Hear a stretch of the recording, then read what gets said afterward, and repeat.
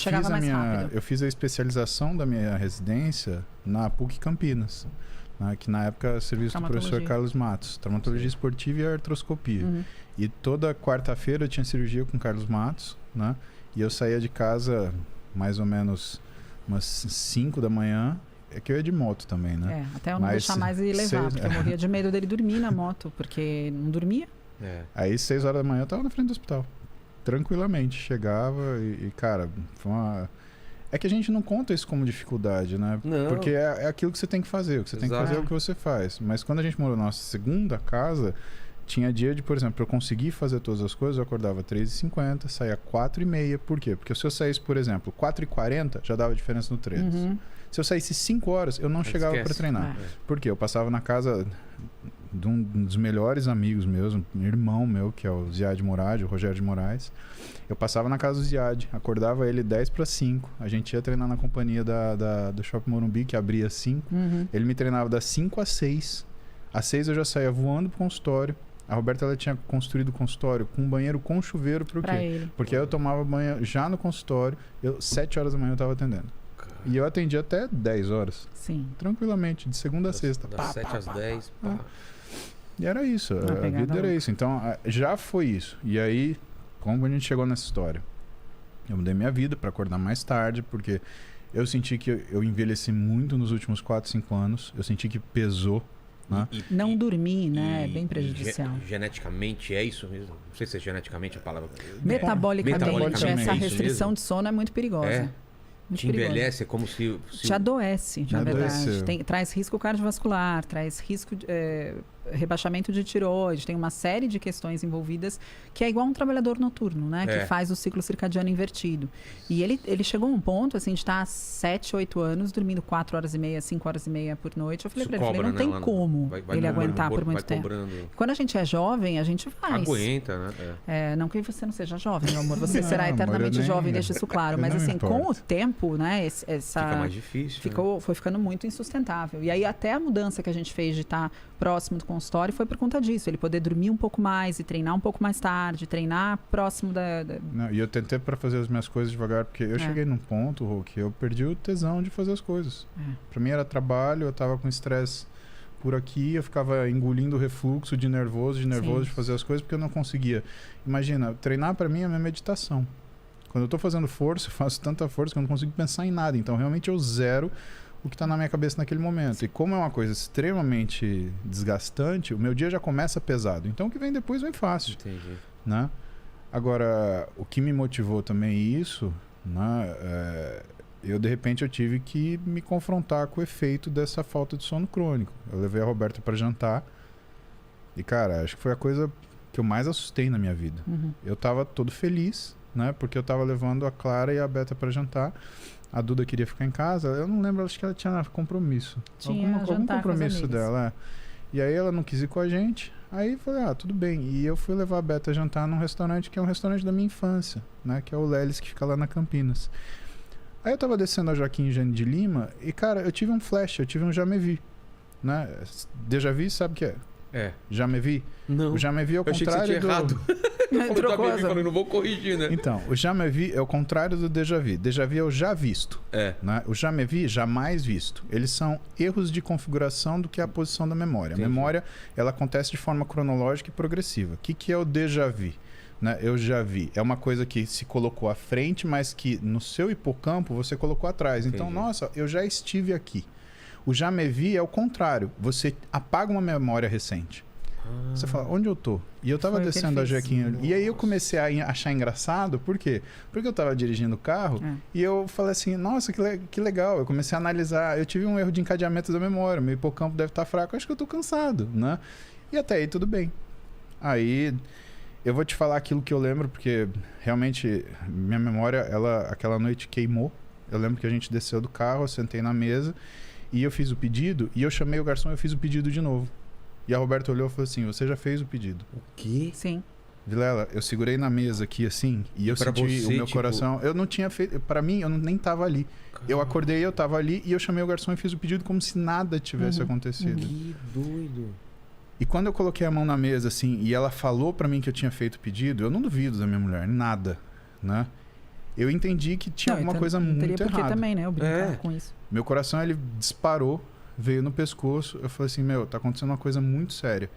E aí eu senti um raio na minha cabeça que foi até a minha mão. Eu falei, pronto, ou tô tendo um AVC, ou tô tendo um HSA, uma hemorragia subaracnoide. Esse é o mal de ser médico. Você já começa a pensar no fim do processo e na pior coisa. Cara, se eu tô tendo um HSA, um AVC, eu sei lá, eu tenho pra viver o quê? 5 minutos, 10 minutos? Eu lembro que eu olhei pra Roberto e falei assim, me tira daqui agora, me leva pro hospital. A gente saiu, foi pro Sírio, e eu ficava tentando de qualquer jeito, eu não tinha lucidez. Eu não tinha... Minha memória, ela ligava, desligava. Era como se eu fosse, sem sacanagem, sabe a Dory do Procurando Nemo? É como se eu estivesse ali. Eu tinha 10 segundos de memória. E aí eu tentava... E eu não sabia onde eu estava e o que estava acontecendo. E eu tava... Não, eu entrei em desespero. Eu entrei no carro e dirigi. Em 3 minutos eu estava no Sírio. E eu ficava imaginando... E tentando acalmar a Clara, porque a Clara entrou em desespero. Porque ela nunca viu um pai em uma situação... Imagina. Ela nunca viu. E aí foi bem no complexo. Sírio eu cheguei, né? Falei, olha, eu sou médico da casa, eu acho que eu tô tendo um AVC, eu preciso que você me chame o pessoal da urgência da neurologia. Cheguei, o neurologista Alexandre, né? Uma graça. Me atendeu na hora. E eu olhei para ele e falei, Alexandre, ó, eu não sei o que tá acontecendo, eu tô morrendo de medo de estar tendo um AVC ou de estar tendo ou ser uma manifestação de um tumor. Que eram as coisas que me assustavam. Ou uma coisa que fosse acabar a minha vida ali nos próximos minutos e eu não ter tempo de falar nada para minha família. E eu vi a Roberta e a Clara parada ali. E a outra coisa, cara, você tem um tumor cerebral que te coloca nessa situação indefinidamente. E aí? E minha família? Poderia ser um tumor também? É um sintoma neurológico. O Paulo, ele então tentou ir buscando todos, e também assustado do jeito que ele estava, ele foi buscando todos os sintomas neurológicos que poderiam... E a gente procura numa sequência, né? É uma sequência que eu ensino os alunos meus, né? Que é o Midnight, né? M, metabólico, I, infeccioso, D, degenerativo, N, neoplásico, I, de novo, de inflamatório, e o E e o T, de traumático, né? Aí você adiciona vascular, né, no final, e neurológico. Então, a gente sempre segue essa regrinha mnemônica, Midnight. Né? E aí eu sentei com o Alexandre e falei, Alexandre, eu tô tentando pensar, tá muito difícil, eu não sei se... Eu vou te falar a verdade, eu tô com medo de ser um AVC e a coisa tá desagregando e eu tô com medo de ser um tumor.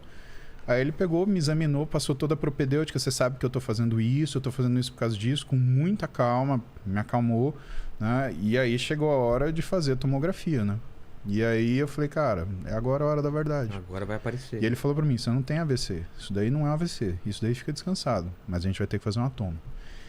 Eu mal lembro da tomo, eu lembro de estar indo e com medo. Mas eles deram uma medicação pra você acalmar, porque ele estava muito ansioso. Deve ser isso. Cara, né? e eu tava, porque assim, eu me dividia entre o que estava acontecendo comigo e a resposta que eu tinha que dar pra minha família. E cara, sei lá, se você imagina que você tá na seguinte situação, você tem 5 minutos pra viver, o que você vai falar pra tua filha de 10 anos que tá olhando você do canto da sala? Pra falar de rotina, não. A gente entrou num lugar... Mas é a vida. Eu tô me colocando na situação. Porque a gente tipo, acha que a vida... 5 minutos, chama o Noah e a Mari, o que eu vou falar? Exato. E aí? Eu tenho que passar algum ensinamento, eu tenho que só me despedir, O que eu faço? Nossa. Então minha ansiedade explodia, porque eu queria saber o que tá acontecendo, eu tava me tentando fazer um diagnóstico ali. Tipo, chama elas aqui. Ele não conseguia, mas ele não conseguia juntar. Só passava as ideias e não... Exatamente, porque eu não conseguia concatenar e tornar numa ação. Entendi. Então eu pensava essas coisas e tentava transformar aquilo numa coisa. Bom, fiz a CT, limpa. Nada. Aí o Alexandre vira para mim e fala, Paulo, não é metabólico, não é infeccioso, não é traumático, não é neoplásico. Me conta dessa semana, como é que foi seu sono? Aí eu parei e falei, e aí ele tinha me dado uma medicação mais forte, aí começou a parar de fazer os... Eu sabia que podia ser tão grave o sono causar esse tipo de coisa, eu não imaginava. É importantíssimo para reparação de memória. Tipo de coisa? Sim. E assim, de apagar...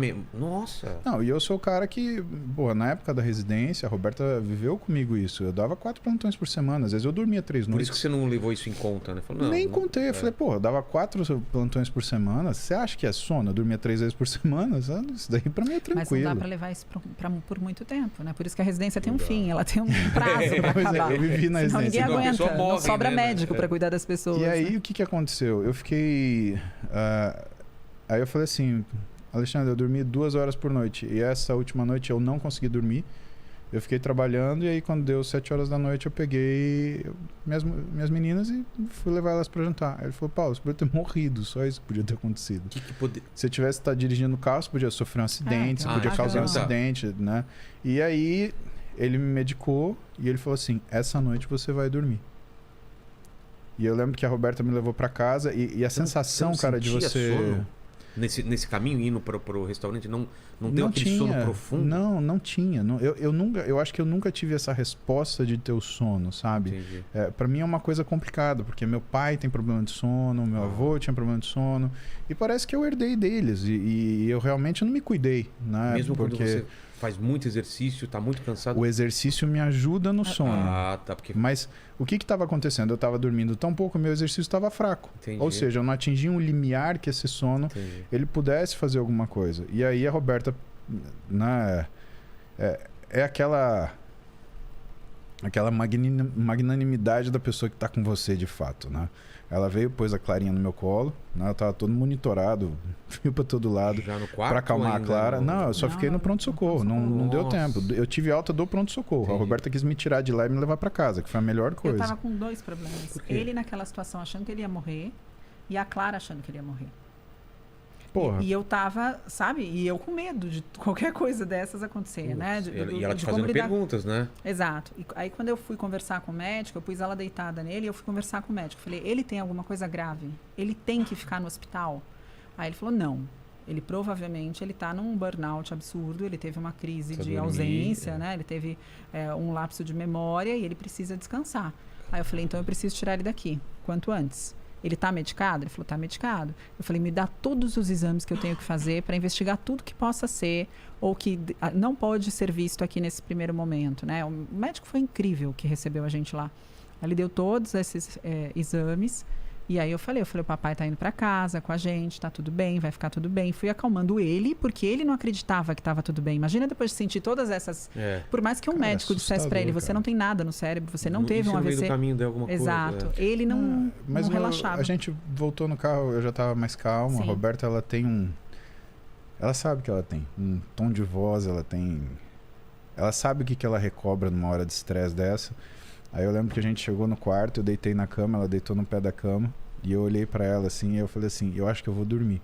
E assim, é uma sensação muito maluca, porque como você não tem memória, a memória ela não consolida, você não sabe de passagem de tempo, você perde completamente a noção. Pra mim foram horas e era o quê? 9h30 da noite? 9h30 da noite. O quê? Tudo isso aconteceu em 1 hora. Isso aconteceu em 1 hora. Pra mim foram horas e horas. De madrugada eles estavam voltando, então isso foi muito rápido. Tudo isso aconteceu em 1 hora. 1 hora. E pra mim foram horas e horas. Pra mim foi a noite inteira. Aí eu acordei no outro dia 7 da manhã, parecia um rá, sabe? Nossa, o que aconteceu?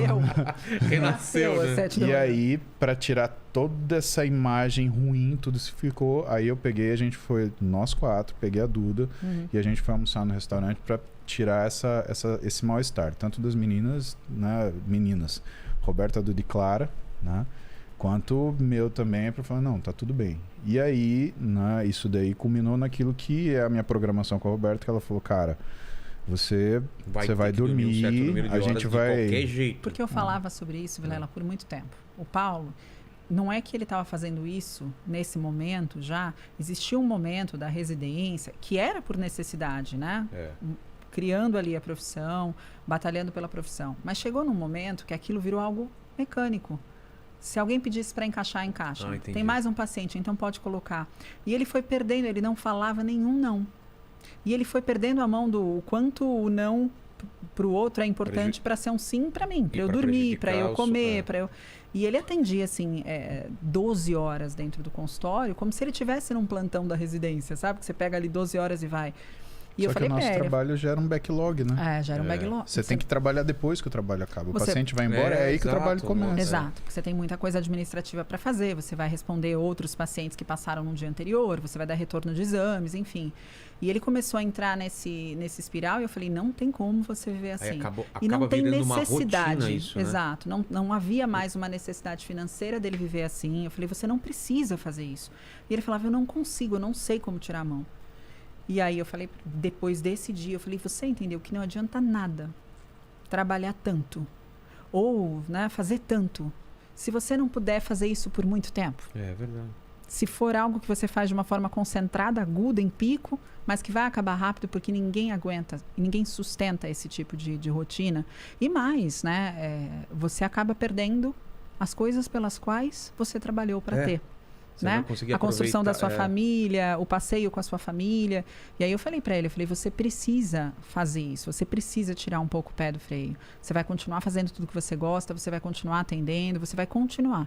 Mas você precisa reduzir cargas de trabalho, né? Administrar, eu consigo administrar muita coisa para ele, né? Do consultório, tirar da responsabilidade dele muito tempo administrativo e burocrático. Ele não precisa fazer nada disso.